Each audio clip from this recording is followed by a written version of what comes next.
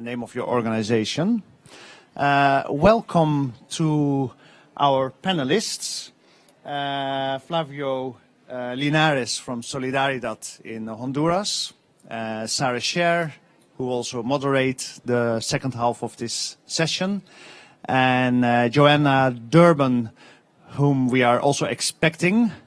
If she's in the room somewhere, then, but anyway, we will go ahead and she will join us later. So, the Landscape Investment and Finance tool was developed last year by Eco-Agriculture Partners and IUCN Netherlands. And the tool is designed to help landscape initiatives to define, develop, and find finance. So what is finance in the sense of a landscape initiative? Finance for a landscape initiative basically means that you find investments for the multiple solutions that you work on in your landscape with your multi-sector work group, your multi-stakeholder initiative. So those elements include production, development of livelihoods, ecosystem services, development, and biodiversity, for example. And landscape finance is quite complicated because you have to find multiple sources of finance for these different elements. So the tool, in a very brief outline, is made up of 4 elements. Element number 1 is actually still under development by Tropenbos International and can be used as a standalone component, but that is the assessment of existing financial flows in your landscape. It's very important because we tend to stare blind on the finance that we aspire to access, but we often forget, and it was mentioned in earlier sessions today as well, the existing financial flows in the landscape are huge. Then another thing is that we often tend to think only about private finance that we need for our landscapes, and we forget that in many cases we need public finance and blended finance. And especially in the existing finance flows, you will find a lot of government finance from local and national governments that you can either tap into, or if you don't like them, you can maybe lobby to make them more green, or you can even change these financial flows to be beneficial for your landscape.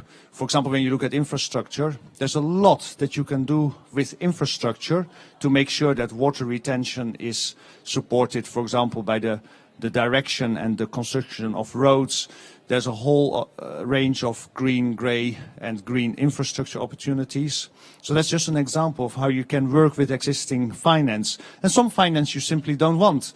So if you're trying to work on ecosystem restoration and there's a huge investment from the World Bank or any other development bank in palm oil expansion, you might want to lobby against it.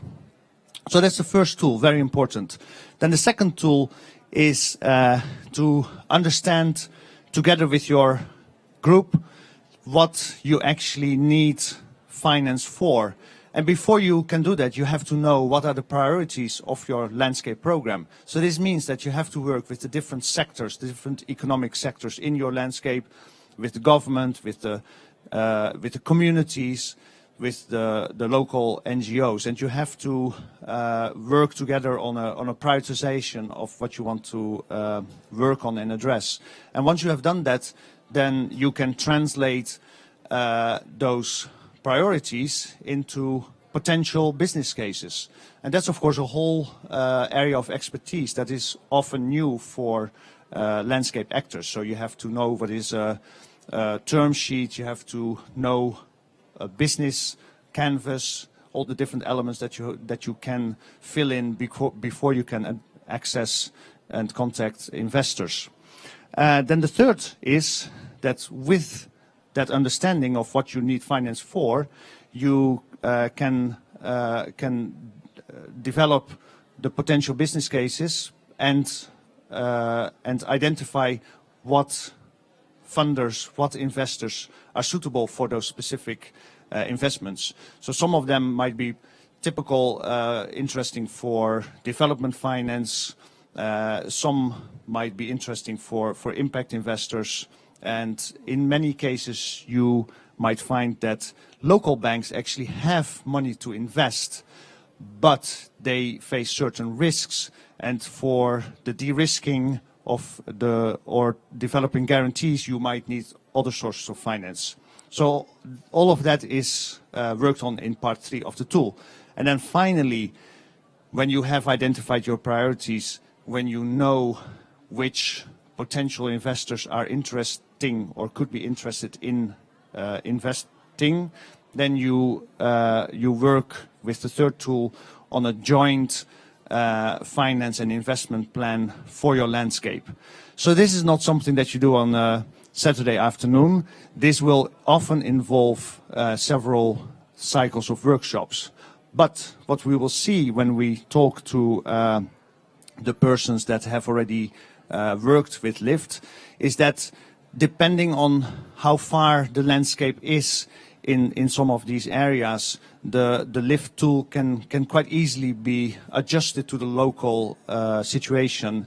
And what we see is that different landscape groups choose different tools in different combinations and get to work. It also links very well to other tools like the governance assessment tool and things like that. So I would like to give the floor to Sarah Scher, who will tell us about some of the early lessons learned. Good afternoon, everybody. Thank you so much, Jan Willem. Actually, how do I move my PowerPoint? Oh, right here. Yeah, okay.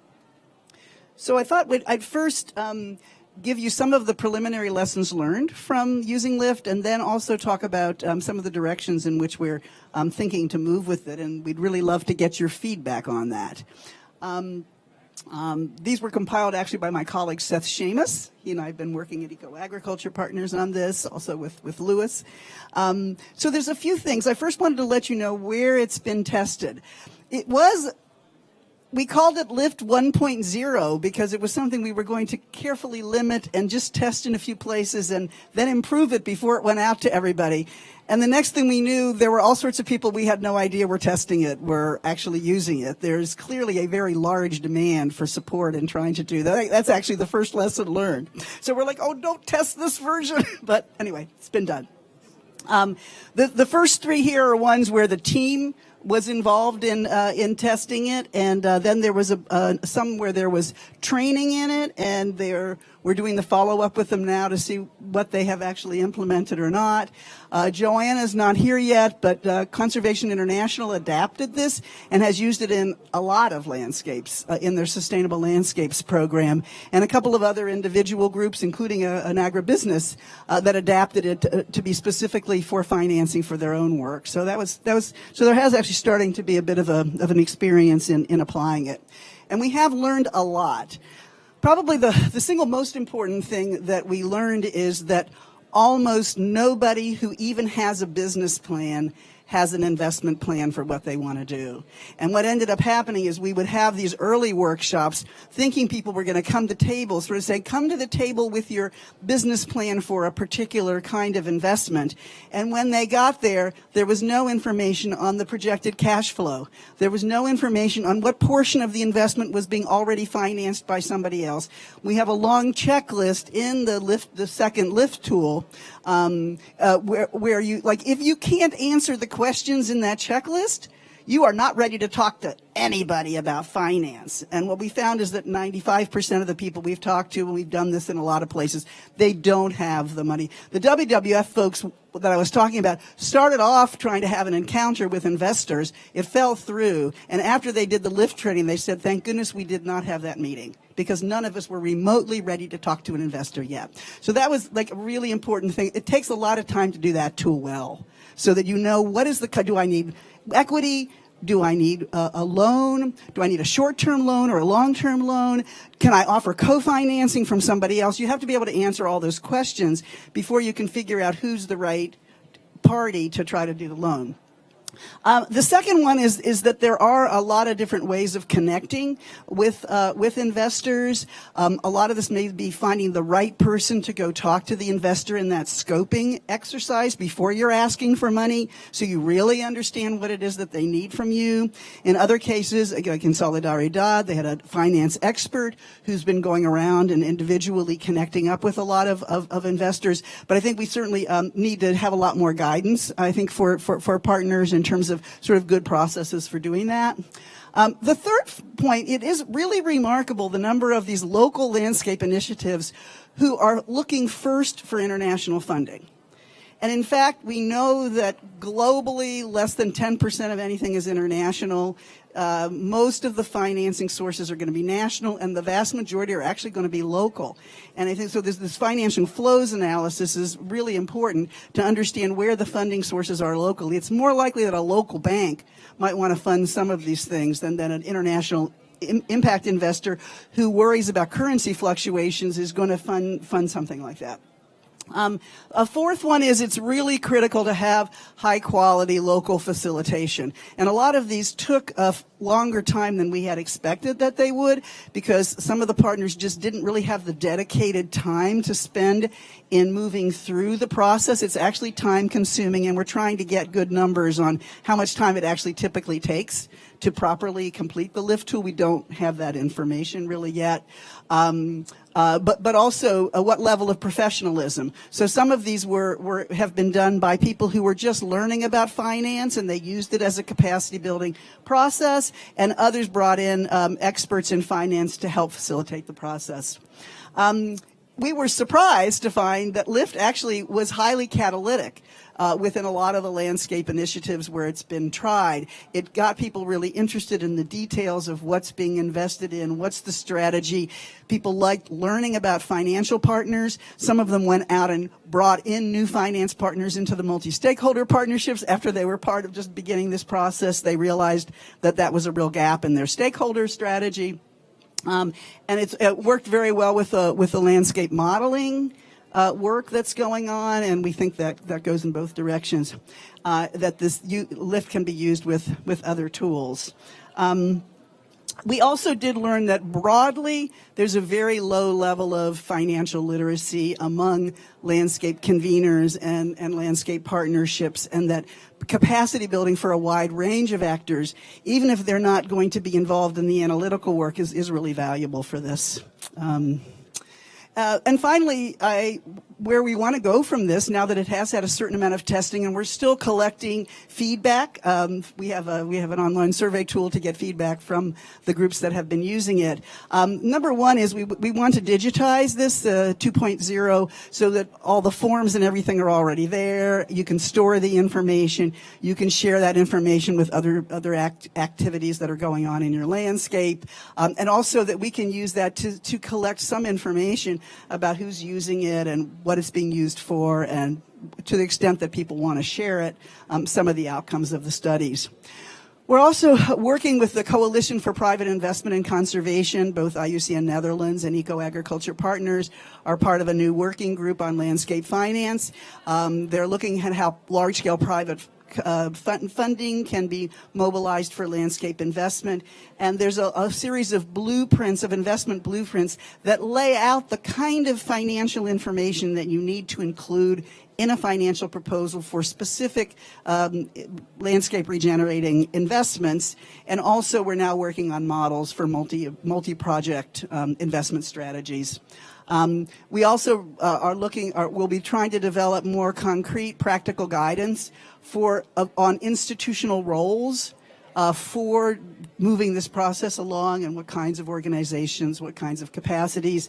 And as Jan Willem said, we've been working on a module on identifying key flows. And hopefully that will be ready. I think we'll have a draft methodology hopefully by next spring. That's the hope. That's all I wanted to say about that. And what I'd like to do is actually call on a couple of our partners. Joanna didn't get here yet, did she? Oh, Okay, so let me first ask Flavio to speak. Would you like to make a few comments on what your experience is, what you'd like to see, how you think it can be improved in the future? Do we have the second one? Where's the other mic? Oh, sorry. Okay, I got it. Oh, okay, thank you. Yeah, who can stand up? Okay. Just for 2 minutes, 3 minutes, yeah. Yes, my name is Flavio Linares. I am the technical director for programs in Solidaridad in Mesoamerican region, which is Mexico, Central America, and the Caribbean region. As you know, Solidaridad is working in several value chains, but we are working for 2 years ago, sustainable landscape in the north coast of Honduras. Anyway, we have a relationship with agriculture. We decided to use this tool in the platform, multi-stakeholder platforms, and trying to create empowerment to the local groups, how to design the strategy regarding to the concerns and how to empower them and to base on the prioritization matrix. What's the next step to looking for funds and to looking for resources? But our experience is the tool is very useful in this kind of multi-stakeholder. It's a basic step-by-step. People come to understand the importance and the importance how to create a enabling environment to trust each other in terms to get funds and to implement after they got the funds. So, based on, you know, people looking for sustainable landscape, but it's not easy, especially when you identify key actors who are demanding funds for impact projects. That means we have a small funds for small projects, but you need more in terms to create more impacts. So in that part of the implementation level, that is the reason that Solidaridad need to look for expertise, high expertise, who have to criticize the proposal, high quality proposal, high commitment with the local actors to address investments, and how to create this confidence. Of course, we have the criteria, you know, because it's not easy. You have to address funds, but the local actor is not, how to say, trustfully. That means we decided step by step. First of all, the tools are very useful. People can't understand, and Inclusive Solidaridad decided to train them after this tool. Precisely, okay, that you are regarding to cocoa, you for protected areas, you for water conservation, you for, you know, that means everybody has different expertise at the community level or by sectorial level. So we decided to create the Fondo Semilla to train them about how to write down proposal and then to analyze what is the better than others, and then to invite our experts to formulate a new proposal or to join several proposals in what's a stronger proposal. That means that takes time, as you know. But we are in the process. We know that this is crucial. Yeah. In spite of that, we can to talk more at moral issues. They need the funds to create funds and to create impacts at the landscape level. That means this is crucial, and my opinion regarding to the tool is very useful. I am very glad that this is still improving, you know. But as you know, the other thing is when you are in the process is try to avoid that you are a donor, you know, because people think that when you are training about investments, you know, or to facilitate this investment, that Solidaridad has a funds. Not yet. We need to facilitate the process. Thank you so much. That's really useful. Honduras was a bit of the guinea pig. They were the first place that we tested the tool. We did learn a great deal by working with them on this. And I think this issue that I want to highlight, the issue that that Flavio made. There is a real cost to the process of investment readiness. And at the moment, there is actually very little funding available for that. There's a lot of funding available for stuff that comes out the other end. And impact investors we've been talking to say, tell them we're sitting here ready to fund them as soon as they have really strong proposals. But if it's going to take 2 years to get really strong proposals, someone's got to fund that process. So let's next go to another experience we had, which is on video. So Jan Willem, why don't you tell us about this? Yes. This is Hili Androa Quayait from Mindanao in Philippines. She wanted to be here, but the connecting flight was quite complicated from Mindanao all the way here and then back for too short of a time. So technology already allows us to have her message here. So we did a pre-recorded message to avoid possible technical issues. So here is her. They only did the first part of the tool, and we are in the coming months we're going to do part 2 and 3. Sorry. It's actually the second one. If the financial flows is not number one, they basically just did the translation from priority interventions in the landscapes to potential business cases. So only part 1, and this is what Hili has to say. By the way, this is this is the Sandana Institute that has set up the CDO Cagayan de Oro River Basin Council, which is a multi-sector the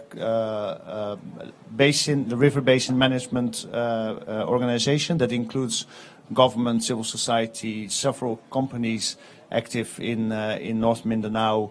As you perhaps know, a very difficult area.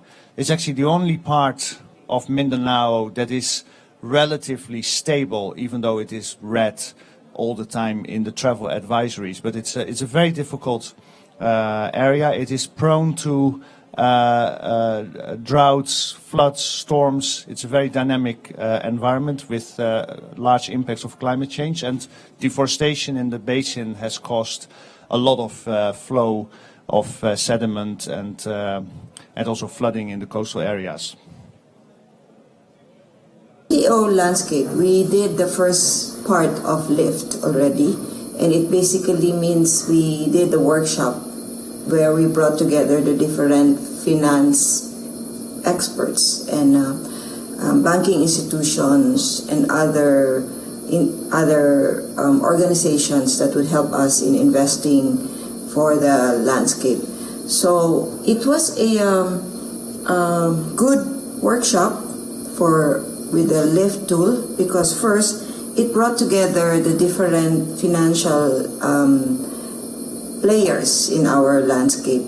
It brought business experts, financing analysts, local development banks, financial cooperatives, and LIFT was able to bring together these institutions, and the good outcome is that they realize that they can actually go into green financing because many of their peers are going to go into that as well.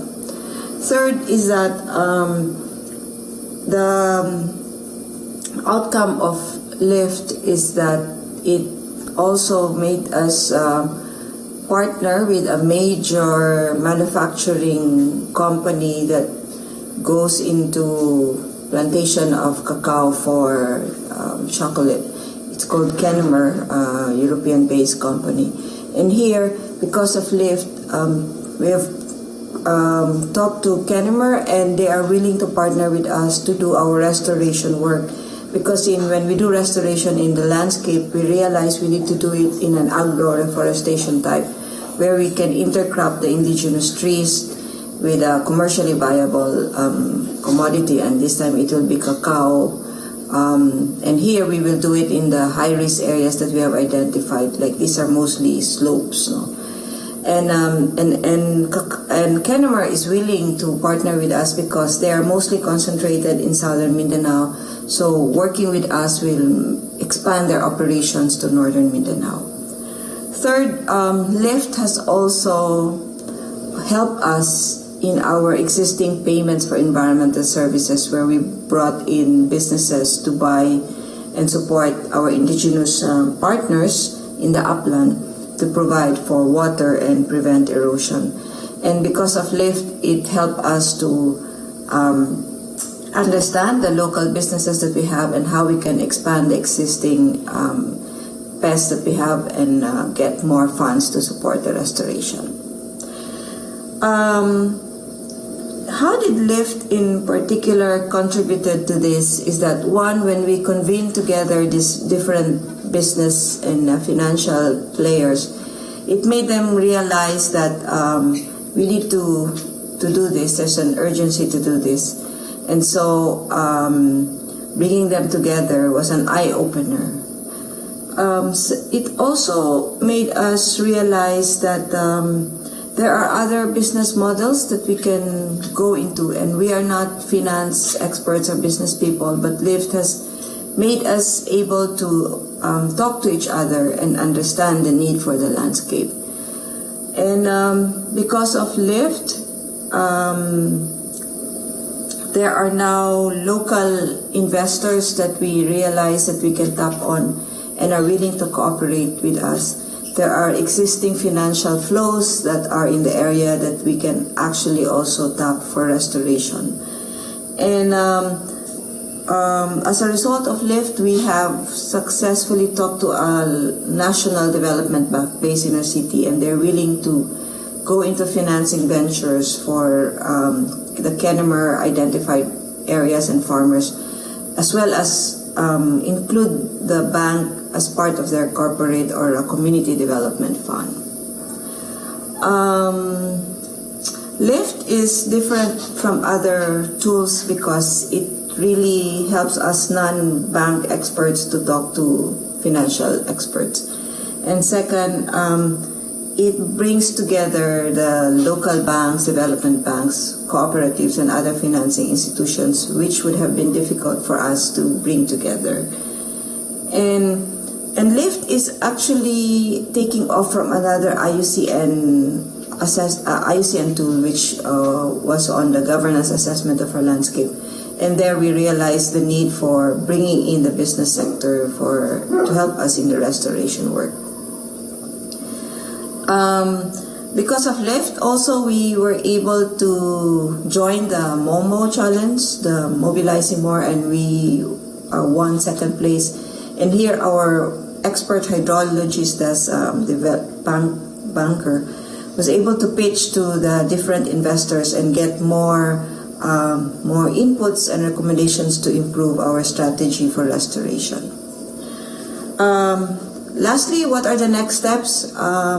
We're going to go into the second part of Lyft, but even as we are arranging the logistics and fixing this, we are actually going into the second part, which is building the business case plan or development plan. I don't know what you call that. But and here we have already worked on with our local banks and our experts who has presented in the MOMO pitch, and we are now really coming up with business cases that will now be finalized to go into the partnership with Kennemer for farming for the restoration effort. And even though we don't have the second part yet, but at least when we do the second part, we already have these materials on hand. And for scaling up Lyft, it's good because now we realize we really don't, it's good to have international partners and private businesses to help us, but we now realize that in the bigger impact of Lyft, we have our local partners, financing institutions that we can work with and bring them to really go into green investment. Thank you.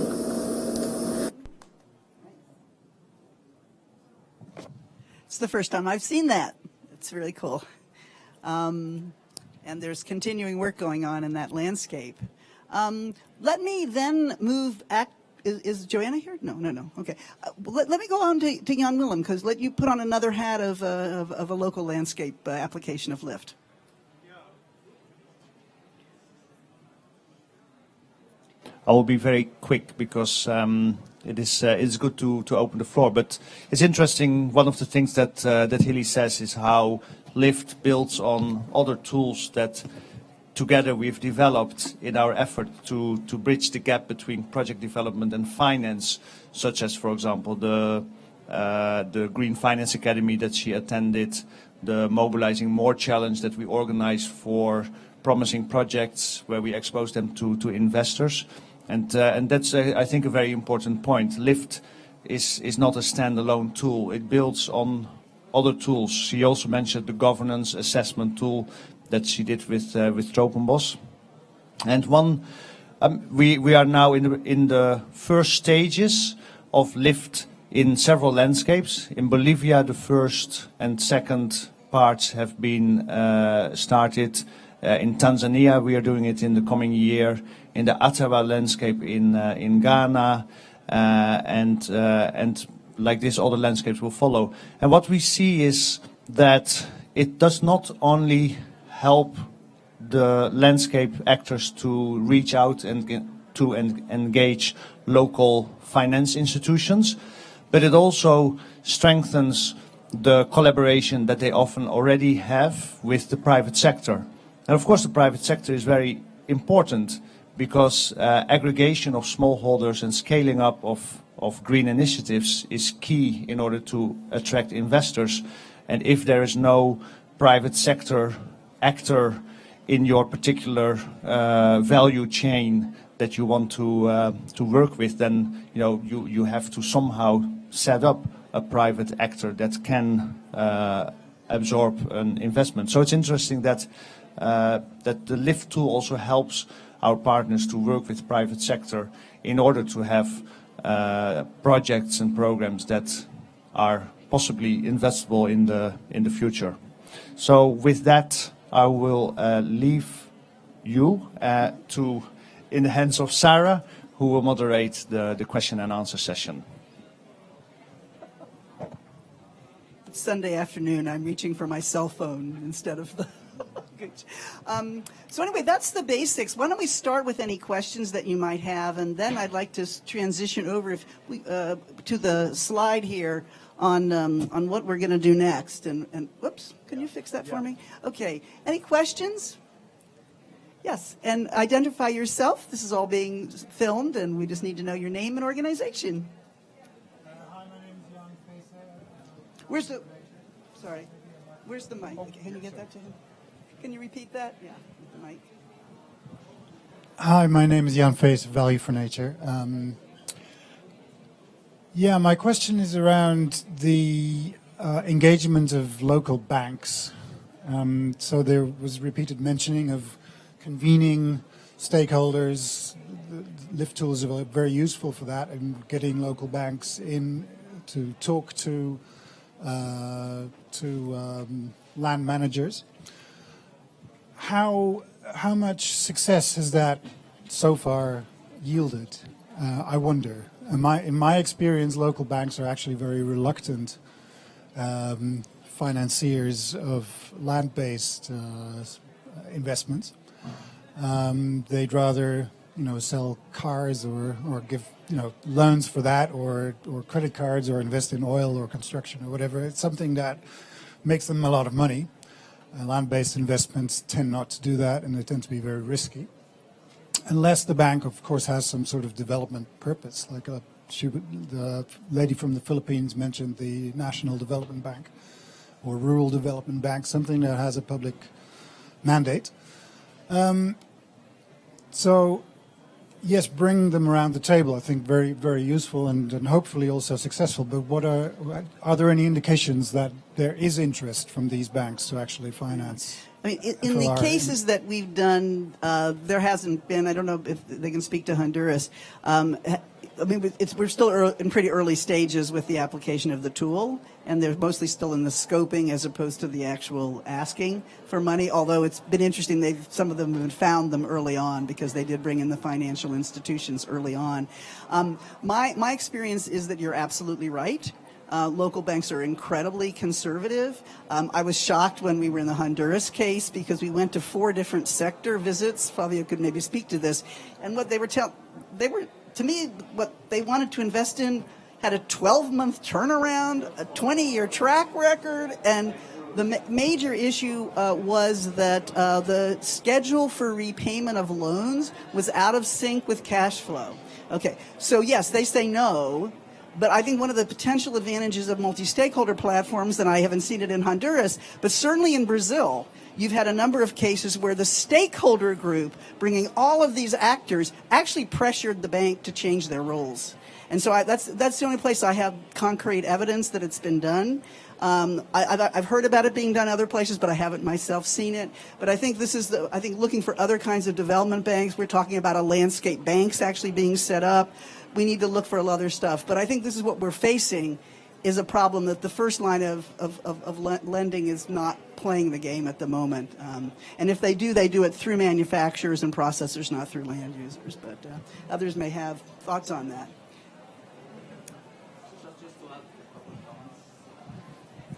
You are right. We are looking for multilateral banks in our region, and they have the portfolio of projects, and they have a lot of right things, worse things, and terrible things in the past. That means our experience is connection. I think we need to explore inside what's going on and what are the main priorities, and to invite to present our, first of all, ideas. It's not written proposals, and sit down to discuss what is wrong, what is the right process, and to try to explore interest. We identify interest. This is the next steps. That means it takes time. That is the thing. The tool is excellent as a tool. It's guidelines, but you need experts. You need an expert who has more, because it's other issue. This is time consuming, knocking this door, another door, but this is other specialization that I don't have this. But I'm trying to involve key person, to sit down to discuss. That require time, but this is our experience in our region. The issue of doing your homework before you ever ask anybody for money. It's astonishing people don't do it. They go straight to the bank and say, here's my proposal. They don't do the homework of what it is that's mobilizing people from any of the investors. So other questions or comments?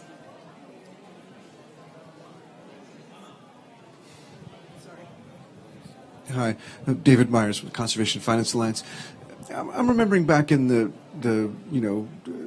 90s and 2010 or whatever, there's been a lot of development aid towards agribusiness, like huge amounts of, I know USAID put in a lot of money to set up like support services to help small businesses and stuff like that. Are you finding any results of that in terms of businesses that are ready for finance that are,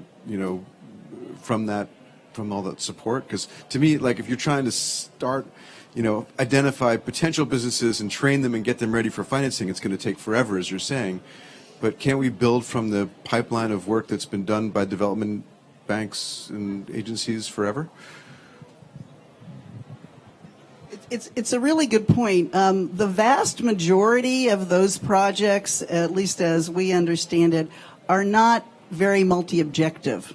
One of the things that's different about a lot of these landscape investments is you want to do the commodity, but you want to include in the package that you're doing certain kind of conservation practices, or that you want to get the certification or whatever. So a lot of the stuff if you go to a lot of the groups that are incubators, and there aren't very many of them, and way fewer even in Africa, that do business incubation, they're amazingly conventional, single objective businesses.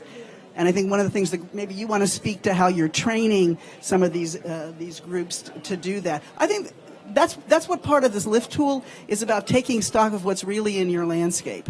I often tell the story, the single biggest kind of impact that eco-agriculture had in Kenya was getting one of the landscape partners to go across the street and talk to the financial institution, and all of a sudden there was a lot of money for them. Let me ask Jan Willem to talk about his experience in training around the Green Academy and everything for these kinds of financial services that do exist in landscapes, but largely now are not all that helpful for these different kinds of investments. Yeah. Yeah, well, one of the things that we are learning is that very often we forget to bring in the financial actors at the start of your program, and when you invite them as part of the design of the program, then of course you can differentiate the actors more clearly and understand what are the specific risks of different groups of actors that can create a cash flow, but that have particular risk profiles. And so that is very important, because you otherwise are fishing behind the net, because you design something, but then once you start to look for funders, you don't know exactly which financier is suitable for what you try to do. And the monitoring of your success in reducing the risk of the particular group that you are looking for an investor for, that is at that moment not built into your program. So that's very important to do with this new approach. I would like to ask Joanna Durban to come forward. She finally came, and to say something about how LIFT was used by Conservation International. Thank you. I apologize for losing track of time. It's too interesting in this event. Too many things going on. So I wanted to explain, at Conservation International, there've been a lot of different conservation and sustainable development activities, and there's been a kind of initiative to build them together into sustainable landscapes and seascapes, and to develop what in many places has already been going on, but to make it more organized and focused and managed and planned in collaboration with government and other key stakeholders. Not necessarily as a convener, but as a partner in a multi-stakeholder process, and to help build some kind of understanding internally about what those steps would be. There's the portfolio at the moment of 16 sustainable landscapes and seascapes with a kind of approach built around a sustainable landscape and seascape approach. And we had already identified that it would be important to have a finance piece to that. But now the way it goes is, you have the initial understanding of what's in the landscape, and then a phase of identifying with stakeholders what the goals are. We know, these are important steps, and what the strategies would be, whatever. And then how are you going to finance it, and how you bring, how you kind of take your strategies and your actors who are in that landscape and work out, well, how can you break that into financeable units? Or maybe they're already being financed, but they need some, or they could be more aligned with your strategies. So we were thinking, actually, interestingly, we need to develop some tools and support for these teams that are out there. And at the same time, fortuitously, the LIFT tool was published. So we just sort of started looking at how we could roll that out with the different landscapes. We incorporated it into a training module, and we have people, not me, I don't have a finance background, but we have people in the Conservation Finance Division, with a more finance background who've been involved in CPIC and other things. So we took basically parts of it and built it into the standard, the training module. What the parts we found really useful were helping to assess what different finance flows already exist in the landscape, and think more strategically about how you would break things down and look for what type of risk profiles and type of returns or whatever would be relevant to which type of investors. So that piece was really useful. And the other one that people liked was the business model canvas, actually homing in on, testing out different ideas. And so there's further work going on, and we're in contact with the LIFT team about, the experiences we're having and feeding them back into the next version. But I just wanted to say it was very well received by the field teams.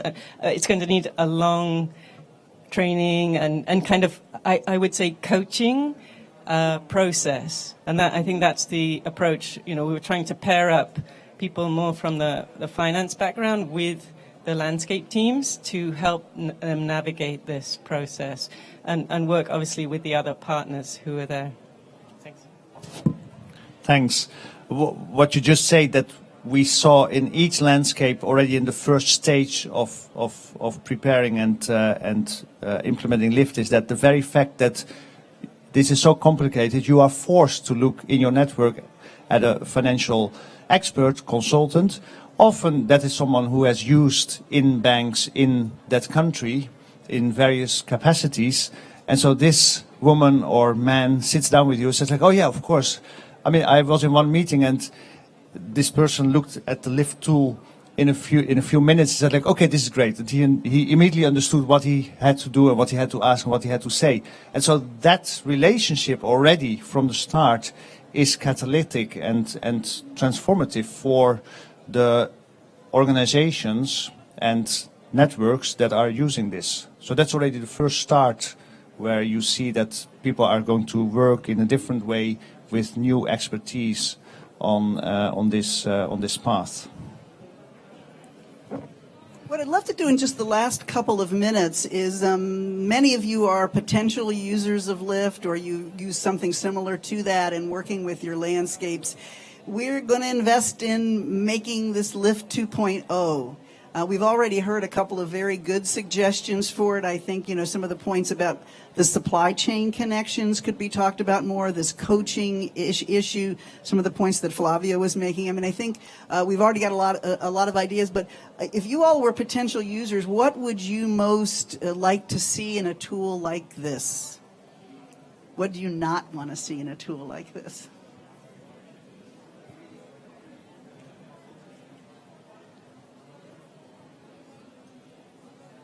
What are your big knowledge gaps?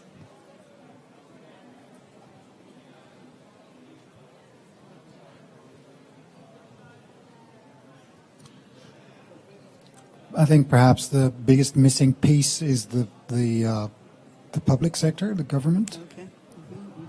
I think sustainable management of landscapes inevitably has to involve governments and good governance, institutions and land use planning, and yes, investment as well. So public investment, public investment banks or microfinance, or whatever it is that the public can facilitate. So it was mentioned that yes, in the working groups there was representation of governments, but perhaps the tool could be expanded to include policymakers as well. We actually discovered in this process that a lot of private sector people have no idea how to get grants. And they needed coaching in grant making and things like that. But that's a great point.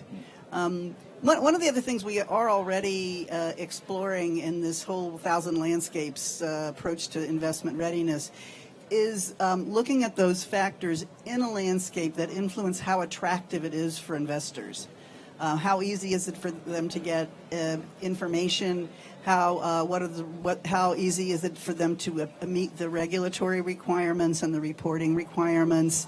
Finding out how to navigate different permits, infrastructure, do things like that. That we're thinking is getting to a point where each landscape can present a pretty sophisticated landscape investment portfolio, where you can demonstrate the synergies among the different investments and how large a scale you need to have to achieve the impacts on the landscapes. And at the same time, it's very clearly communicating to investors, and look how good the internet is in these 4 cities and how bad it is it's not so good over here, but we're working on it. We've got year-round infrastructure for roads for this. I mean, in other words, looking at all the things they might be considering and doing a risk analysis, not just of the specific business, but of the actual landscape. and demonstrating to them that some of the ongoing actions that the landscape partnerships are doing are going to reduce their risks. Yes, we are aware that there's a water shortage in this part of the landscape, and there's 7 municipal water agencies that are dealing with that, and you will have partners to help you with that if you come in with a water demanding exercise. So we're sort of working on that that's sort of the ambition of eventually of having landscapes be able to make the case that they're a preferred place to invest relative to a place that doesn't have this good kind of stakeholder partnership strategy in place. But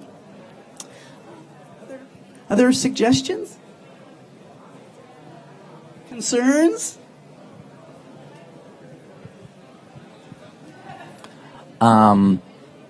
As you know, in the business world, I think NGO is not the best way to get the money. You know, this is for me, when we are talking about landscape perspective, NGO as a facilitator in the process. So that means we need to be careful when you are using this tool, don't create expectations. At the same time, don't promise anything to different actors, you know. In spite of that, you can train them about this tool. There is other gaps regarding options to get the funds, local funds or international funds. But when we identify a powerful proposal and we identify trusty implementers locally, especially in the private sector, I think it's more potential to create this communication and to sit down together what means that and how to reduce the risk, especially when we are talking about the landscape perspective. That means, for example, watershed management regarding to the water for the local population, you know. How to increase the quality of the public services or the national strategy for sustainable tourism when we come to joint national strategy and private actors, you know. That means, but it's crucial, but we need to rethink the strategy based on the context of what's going on. And it's not easy. That means that we require a high expertise in both ways. People who knows the realities, people who knows the investment world in terms to what is the prioritization, you know. That means landscape, sustainable landscapes is a new issue. That means people think about how to recover the investments. When they're talking about landscape, it tends to investors, you know. But this is more than to recover the investment. It's more than the impacts, yeah, social, environmental, beside that economy. It's more transformative than we think when we're starting to do it. Yeah. I thought it might be worth mentioning something that you're making me think about in your point about it is really true that private sector people don't feel comfortable negotiating things with NGOs. But there's an interesting initiative that's just starting out of the Netherlands to develop a landscape finance working group for Africa, which is really about financial actors operating around Africa at the regional level, for them to reflect on what they need to do to address the financing needs of landscapes. And it's just occurring to me that might actually be a very interesting thing to do at the national level or even within a landscape. Probably if you got the 50 most knowledgeable or 20 most knowledgeable finance people and threw them this challenge and said, come back in 6 months and tell us some ways we might be able to do that. Just like we have a working group on palm oil or a working group, maybe we could be thinking about that. I'm just getting that idea. Manuel? Yeah. Well, what you said links also a little bit to that, to the transparency and impact monitoring. Somehow, this is normally separated from what an investor needs in terms of information on loan performance and how sustainability measures done by the recipient of the loan, how that matters to the capacity also to repay that loan. For example, because of a more healthy production environment. And that is something that I think we have not done so far. But the transparency and information, that is of course also now much more easy to do at an individual level through mobile phones and things like that. We have to work on completely new models, and for that we have to sit down with the financial actors at the start of the design of a program. Any last comments or questions? Well, thank you all very much for being here. If anybody hasn't filled in the list, Lou, are you holding on to the list of names? If anybody isn't, we'd appreciate your doing that. And thank you so much. Enjoy the rest of your afternoon. I